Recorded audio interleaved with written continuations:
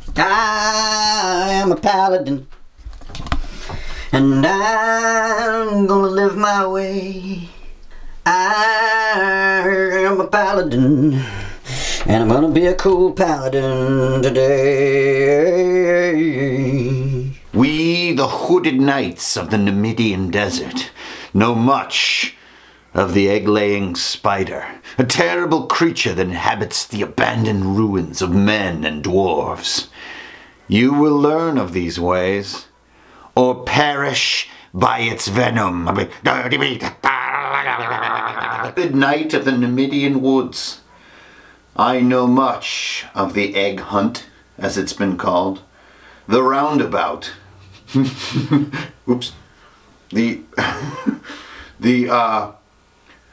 The webbed wonders of the world below, where sand and sun have never touched the... Greetings, programs. It's Hanker and Furnail here. I'm actually not one of the hooded knights of the Numidian desert, but I do know how to do their accent, which would probably come in handy on a charisma roll if I was trying to convince one of them to give up his blood wine. Don't have a bottle opener. Use an object. There we are. Greetings, programs. It's Hanker and Furnail here. Welcome back to Drunken's and Dragons. I'm feeling crazy, so we got another episode of Room Design on our hands. This one just got played in our new custom-built RPG system, which we will be working on for N amount of time. And when it's done, we're going to bring it out into the world. But in the meantime, we are play testing it with my second group right now. So I have my 5e group and then my experimental play testing group. And we had just done a room just like this one. And I thought, man, this is a cool mechanic because it worked out really good. Now, I wouldn't say that my players exactly nailed it as far as the strategy goes. We came down to a 1-point TPK differential. That's a technical term meaning we got toasted. They got toasted. They got owned. 1 point away. I believe my damage roll was 2. If it had been 3, it would have been a total party wipe on the last surviving member during the fight. Now they caught on to the mechanics involved in this room, what I'm calling the egg hunt. Onto those mechanics quite late, and it cost them dearly. There is a lot of damage being spewed out in this encounter. Just making the same old as far as blood wine goes. Numidian blood wine. Everything's Numidian nowadays. Just because that's where Zymer and Stills and Helm are all traveling. Oh, look at that. She just turns purple on you. Ooh, it's so pretty. But then you don't want to get crazy, so you got to top it off with bubbles. There we go. Oh, all right. Whoa. Whoa. Whoa! Don't be getting drunk before you do the hard work of the episode. Boy, this is hard work. I'm sitting in here talking about D&D. Woo! Working up a sweat. What the hell are you looking at here? Well, I hope you're going to get a better view than this because this is like stratosphere type stuff. Hey, where's my little laser beam? Where's my laser? Oh, okay. It's not exactly a laser. It's a tiny flashlight. But in the low-tech world of Drunken's and Dragons, this is a laser. Boo! Laser, laser, laser. Lasers are amazers. All right, well, here's to you. Before we talk about egg hunt, let's have a sip of blood wine. Ooh, you can feel the Rausch effect. Room design. Here we go. The egg hunt. Very simple encounter. Very low amount of enemies. And practices all your key mechanics that you've been building up to. Now, if you don't have a good spot in your campaign for like a spider type creature, you can just fit this theme to whatever you need, okay? We're gonna be using this little gemmed nubbin right here as the egg. The egg could be anything.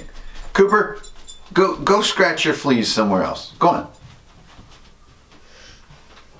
And then he very slowly leaves the room.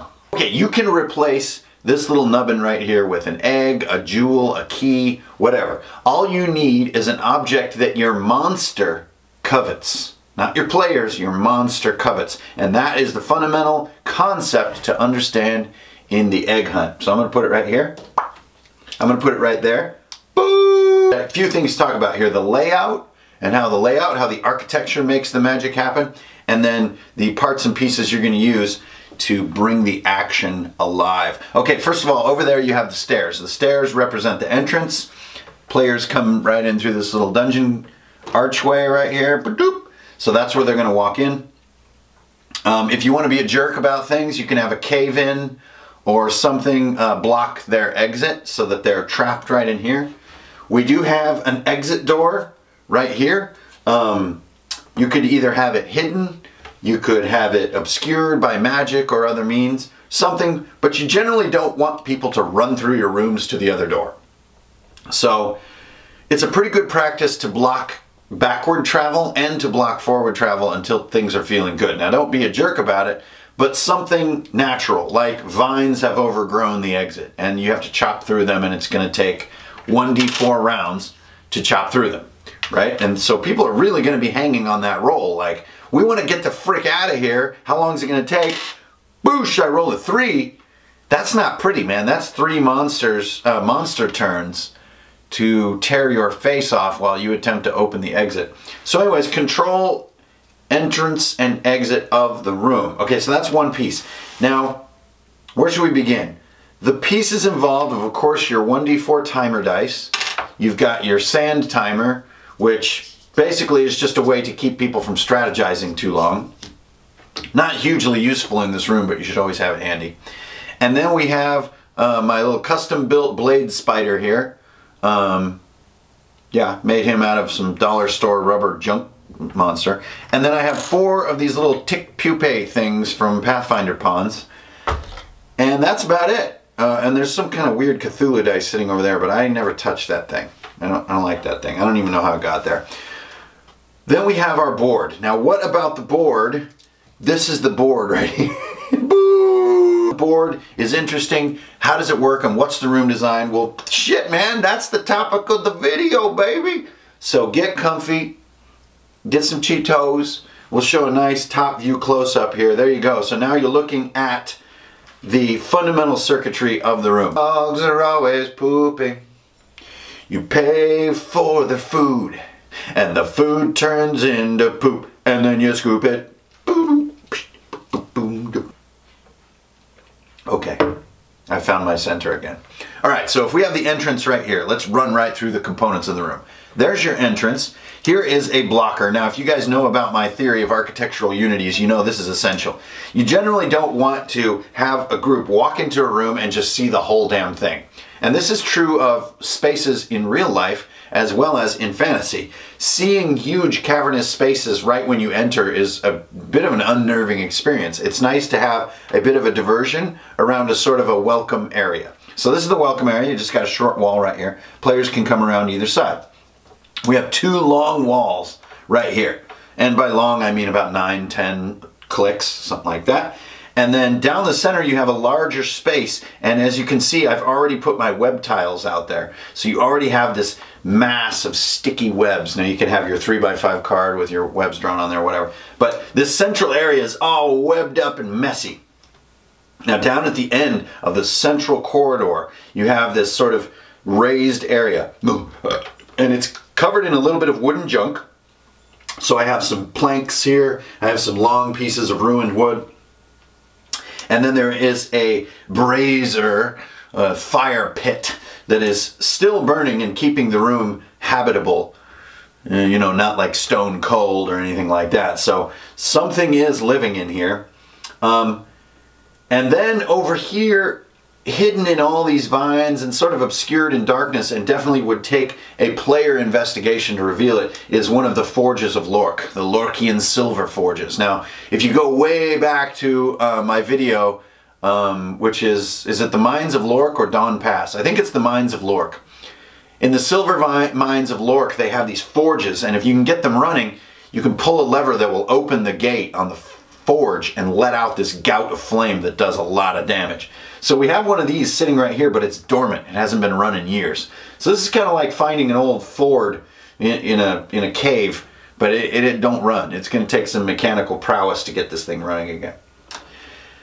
The key to understand as you look at the overview of the room here is that really the passages are broken into 3 circuits. So you have this central circuit right here. This is the main area, but it's also cluttered with sticky spider webs. Then you have 2 channels that are far narrower on either side, right here on either side of this wall. Very narrow, but clear of spider webs. Why is that important? Also, these little open spaces right here can be used to loop the entire circuit. So here is the movable space. This is important to understand because this room plays upon the concept of architectural circuitry. Now, like any good circuit, a loop has to be closed for there to be flow. And this is what you want to suggest and push and make happen with your players. Now, if they don't really realize this till the last second, it's okay. Don't push the concept on them. With my group, they basically, half of them were down before they really realized the mechanic of the room, and they just kind of had to hold ground and keep pushing. So don't worry about making sure that they get it, but the sublime nature of your architectural skill will dawn on them as they play the room, and that's one of the fun experiences as a player. Rather than just, you're in a hole, there's a monster, kill it. It slowly dawns on players that there are mechanics that have been imagined that can be used to drastically reduce the difficulty of the room. And even if they don't fully use those mechanics, understanding them right toward the end or even after the end is a great experience and makes them see the depth and richness of your world. Achoo! Achoo! I must be allergic to awesome. Blood wine. We're gonna drink it tonight. Blood wine. We're gonna drink it just right. Blood wine. It's half wine, half beer. Blood wine. My spider demon gonna cast fear. All right. So let's say this guy's hiding up here in the darkness. So let's just go through the fundamental concept of the egg hunt. Boom! Roll your timer. Just let them know I'm not messing around. Boosh! Okay, I got a 3. Not crazy awesome for players, but not terrifying for players. In 3 rounds, my blade spider will be alerted to their presence. It's not because they blunder their stealth rolls. It's not because this, that, or the other thing. It knows the minute they enter. I mean, come on. If you live in like a silent garage, like a cave, and somebody walks in, you freaking know. It's just a matter of how much time is going to pass as he, does this crap. I'm a giant spider. In 3 rounds, he is going to become engaged. Now he has his precious egg right here. It's filled with like 20,000 baby blade spiders. So he does not want the players to get near it. So the players begin to disperse into the room. They begin discovering this layout. They're wondering, what is the purpose of this layout? It's not entirely architectural. It's also part natural. Looks like this place has been abandoned a long time and something else has moved in. These are little clues you'll give them. You can have a smell. You can have weird clicking sounds. So the time passes and he somehow wants to get involved, okay? Now, damn it, I just don't want to touch that thing. I don't want to touch that. I need something for my players. Yada do dee doo doo doo doo doo doo. Okay, here we have Florian. He's going to represent the group. Actually, no, I need 2 people to represent the group. Here's this guy, my paladin. Alright. So the players come in. Oh my god, there's a giant spider! Holy crap! Well, let's beat the thing to death. That's what's invariably going to happen. Okay, so your players come in somewhere in the front part of the room. The spider reveals itself. And without fail, players constantly, even when they know they're outmatched, they're just like, let's go hit it in the face. Because combat's supposed to happen, because we're playing a tabletop game. And they're just like, no, Braveheart right in there. Okay, great. So they Braveheart in. Florian gets stuck in the webs. This paladin like misses a few rolls. Boom, boom. Some damage is dished out. And then, okay, we've already clicked this one all the way down. I roll my timer again. Okay, I rolled a 2. So 2 rounds of combat happen, and then my spider convulses and squeezes his giant abdomen, and he poops out 4 of these pupae bugs. And these things are nasty, man. You should make them quick, make them low hit points and high damage. So when they attack, they bite you. They do like 2d8, and there's like a paralysis saving throw to lose a turn when they bite you. So he poops out these nasty pupae. The pupae start attacking, they're stuck in the webs. Oh, this is a bad situation. Then the players realize we're not really hurting the spider at all. The thing is either regenerating or deflecting all their frontal attacks. You're going to have someone invariably in the group drop before anyone takes the encounter seriously, and that's totally okay. Remember, fear is the commodity which you sell as a dungeon master. Sometimes you just hand it out for free. Anyway, so here they are. The battle is joined. We have the blade spider and his disgusting pupae, which emerge from the rear of his abdomen. Now, pupae, rear, I know, just let it happen. Just let it happen. The players are going to love it. But you must stick to those details or the encounter won't work. Okay. The players at some point will pull back in some way. Somebody will drop, you need a healer to stay safe. Something's going to happen, and the spider is going to give chase, and now my paladin is behind the spider. He goes in for another attack and does a ton of damage because he's found a vulnerable soft spot. I know, it's a little gnarly, but there is an orifice on the back of the abdomen where the pupae emerge, where he can be injured. He's almost invulnerable from the front with armor and blades and chitinous plates. But from the rear, he can be stabbed. Yeah, just let it happen. Let it happen. So something here begins to dawn on the players. Okay, they kill off some pupae. I roll for the spider again. Got a 1, so he's going to poop out more pupae in an instant. The next round of combat happens. I roll again, and whoop, 3 more pupae pop out. Now this second or third time that pupae emerge, these guys right here, your players are going to realize this fight is beyond us. The pupae are brutal. They're easy to kill, but huge damage fountains.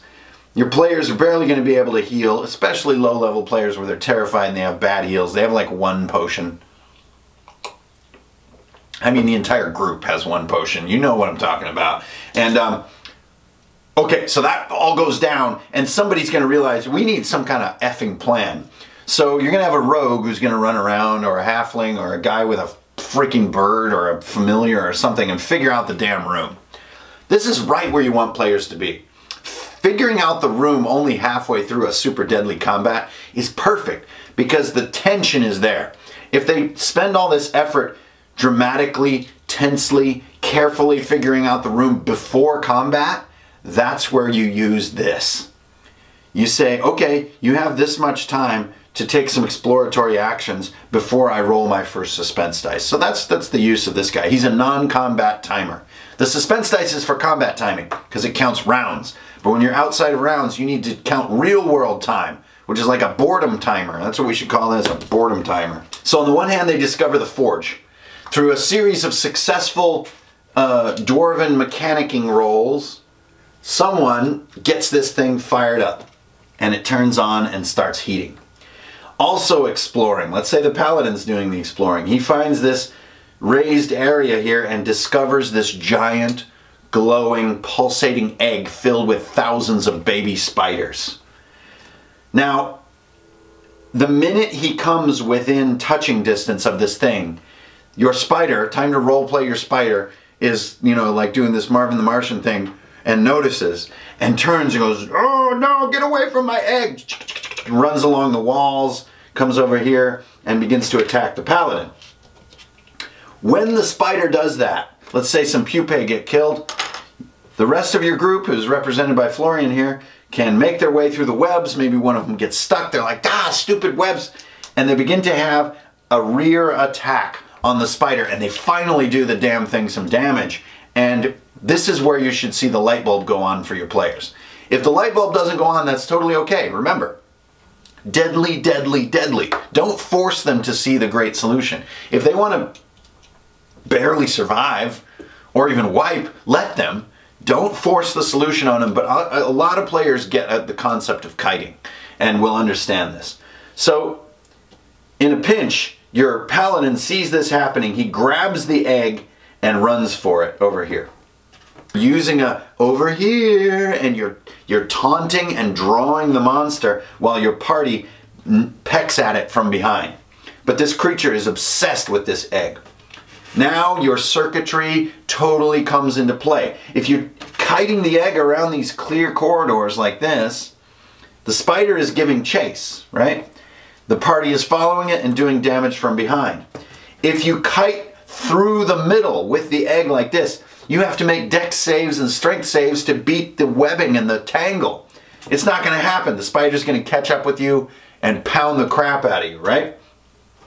So your players have this beautiful moment where they get to see and choose the clear circuitry of the room. And as we all know with circuits, when the circuit is clear, you get much more current. And in this case, current equals safety. So if a player can get way ahead of the spider, he's wasting his movement trying to catch up while the party moves and attacks, and you've got a classic kite on your hands. It's just like General Dracasath in Upper Blackrock, baby. Clever players that are totally outmatched are going to look for another solution. They still can't put out enough damage to kill all the pupae and stop the spider and win. 3 great ideas have come up in the playtests that I've seen for this room design. One is to stop the flow of pupae. I know, just go with it. In our group, we have a shield fighter who's like a shield mastery fighter, and she jammed her shield into the orifice. It actually slipped off her arm in the slime and went in and clogged the spider's abdomen, and no more pupae could come out. Actually, the spider like blew a vein trying to shoot out more pupae while the shield was blocking the orifice. Whoa. Okay. Next one, use these planks. These planks can be positioned like siege spears in the openings of the circuitry. Now, if you look at the size of the mini here, the paladin, a human-sized mini, easily runs past the spear, right, with the egg in hand. But the spider, obsessed with saving its little egg, runs and cannot fit through this gap without spearing itself on this sharpened plank. Just like in 13th Warrior, just like in Medieval Siege Works, really classic to leverage a huge sharpened plank in a narrow space and wait for a charging enemy. Finally, there is Ye Olde Dwarven Forge. This thing does like 5d6 when it's opened and someone's in the flames. So let's say the chase is led around here. You wait until the spider is within range of the forge. Someone pulls the lever. All the gout of flame comes out right over here, and the spider is engulfed. And especially if he's just past it, none of his frontal armor works, and it roasts that rear end. Maybe it cauterizes the pupae hole. Drunkards and Dragons, man, you heard it right here. Pupae hole. Put it in your game. If you have a journal, you should write the word pupae hole down. It's a to-do item right now. Hole. Shut your pupae hole. If you have a talkative blade spider, you shut your pupae hole, you stinker. All right, so they use the kiting mechanic. They send the spider on the egg hunt and slay the beast along with all the pupae. Now, there's 2 little pieces to follow up the ending of the encounter that I love to do. One, the head of the spider actually pops off, the sort of the carapace piece, pops off when it's killed and tumbles onto the ground, and is just big enough to actually form a twisted, dope spider helmet. Give your party a spider helmet, man. Why not? It's totally awesome. Make some weird stats for it. It'd make a great character portrait. Spider helmet.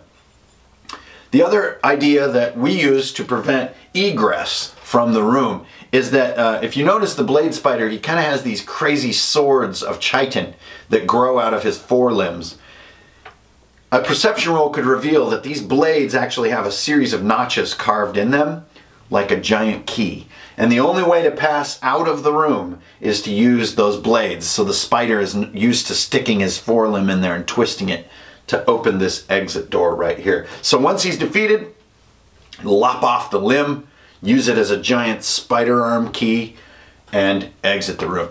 So you've got a lot of great to-do items for your group there. You've got spider arm key, you've got the pupae hole, you've got the egg hunt, you've got a continuously monster spawning monster. So if you find that your players are just too clever and too tough to defeat, don't spawn monsters out of a static location that can be camped or blocked or caved in. Spawn your ads, as they're called in MMOs, spawn your ads out of your monster. And if the pupae hole is too graphic, have them barf it up, because that's so much less graphic. Do you have to have the forge in your room? This depends on the level of your players. If you've got high level players, I don't think you really need the forge. I do think it's really cool to have mechanically challenging battle aids in a room, because you want to find reasons to reward those cool knowledge skills that you know your players have, like history, gnomish machinery, you know, dwarven stone lore and stuff like that. You know, those skills come into play so rarely, they're not that exciting. But if you have them come into play in combat, now that's a dope knowledge skill. Reward those characters for having that depth to their story and their design. And one way to do it is to be able to ramp up ancient machinery and use it to aid the battle, especially if the battle is outclassing the characters, which it is every damn time. This was our second session with this group. These are super low level characters, and I hit them with something this complex. I recommend trying the same thing. Just ride that deadly edge. Now, you do have to be good at your math. Don't set your math up to just troll your players and just destroy them. The math needs to be well balanced so that they have a fighting chance, but barely a fighting chance. So don't just invent, you know, lethal encounters. You want to invent deadly encounters. You say deadly and lethal. Very different terms, but only in Drunken and Dragons land, where nothing means anything. All right, so there you go, channel desiiign. So there you go. This is the egg hunt. So you really don't need to be super specific with your circuitry, but you do want this effect of having clear channels where smart people kite the monster, and then a channel where it's cluttered and sticky and dex check and strength checky and difficult to kite the monster, where dumb people do the kiting. When that realization is made of, like, I found a better place to kite the monster, guys, that is a fantastic feeling for a player. Hell yeah. Don't be dumb. Be smart. You're cool. Way to go. Now, if somebody rolls a 20 on a perception check, reveal this shit to them. The battle work still has to get done. So just because you reveal what you're doing in your room, it never means it's over. And so if your players deserve, by rolls or by skills or by just great play, deserve to know the ins and outs and the secrets of your room, just give it to them. Just hand them the secrets, because there's still going to be a ton of work to do, battle work, to win the day. So there you go. Easy, clear channels. Here's your raised area, clear channel, Lorkian Forge, and then this temptingly large but cluttered and sticky central channel. You've got a couple of pupae there. Don't forget about your blade spider. Boy, is this thing useful or what? Don't forget about Hanker and Fernail. And that is your room. That's an egg hunt. It works with dragons. It works with spiders. It works with anything that you can believably obsess with another thing. So you can actually have a human character, an intelligent character, who's obsessed with a gem or a key or a skull. And you do the same effect with him. From the front, he's got a bulwark with spikes and everybody's just bouncing off it. But from behind, he can be injured. So you need to draw him with the treasured object, insert here, and then have your party follow behind. Then the only thing to make it interesting is, how easy is it to keep moving? Is there something to fall off of? Something to get stuck in? Is there a trap that they hadn't noticed before that they accidentally kite into? All these options are great, and what's awesome is that you get a very complex piece of moving combat with a very simple underlying concept, which is monster want thing. You move thing, monster move. So there you go. That's Egg Hunt, guys. I hope you enjoyed this room design. I know you'll get this in your game, and somebody's going to post some pictures about how they did it better than I did. I hope that happens, because I do things very slipshod. I wouldn't say poorly, but slipshod. Woo! Boy, if you're like me and you want to feel your drinks, you definitely need to try this. This is awesome. This is great.